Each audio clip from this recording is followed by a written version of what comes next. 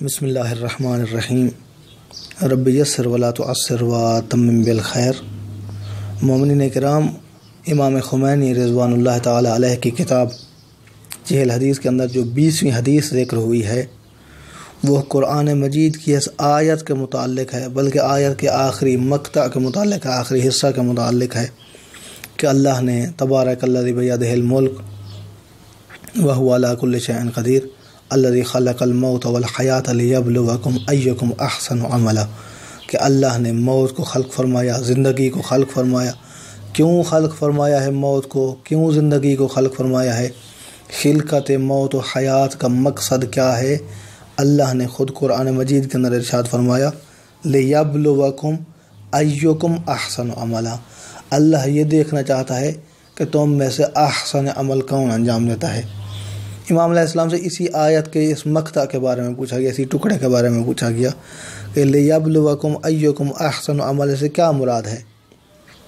تو امام علیہ السلام نے ارشاد فرمایا لیس یعنی اکثرکم عملا ولیکن اصوبکم عملا، اللہ ڈھیر عمل کو، زیادہ عمل کو پسند نہیں کرتا ہے، بلکہ خوبصورت عمل کو پسند کرتا ہے، اچھے عمل کو پسند کرتا ہے۔ بالفاظ دیگر یوں کہوں کہ اللہ کی بارگاہ میں کوانٹٹی مطلوب نہیں ہے، مقدار مطلوب نہیں ہے، بلکہ کوالٹی مطلوب ہے، معیار۔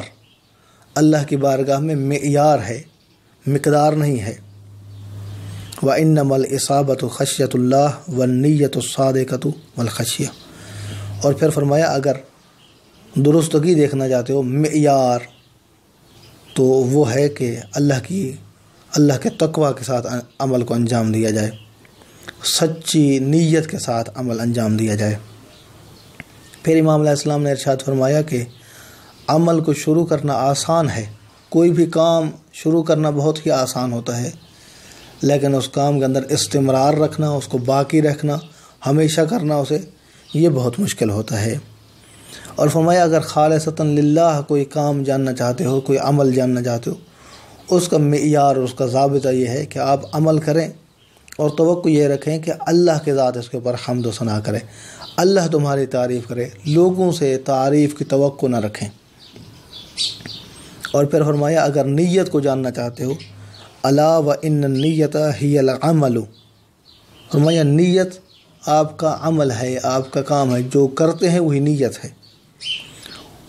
ثم تلا قولہ عز وجل قل کل یعمل علی شاکلتہ، پھر امام علیہ السلام نے یہ قرآن مجید کی آیت پڑھی کہ ہر بندہ اپنے نیت کے مطابق عمل کرتا ہے، اور حدیث نبوی بھی ہے، مشہور ہے، الاعمال بالنیات انما الاعمال بالنیات، کہ اعمال کا دار و مدار نیتوں کے اوپر ہے، جیسی نیت ہوگی ویسا ہی ثواب اور اجر ہوگا۔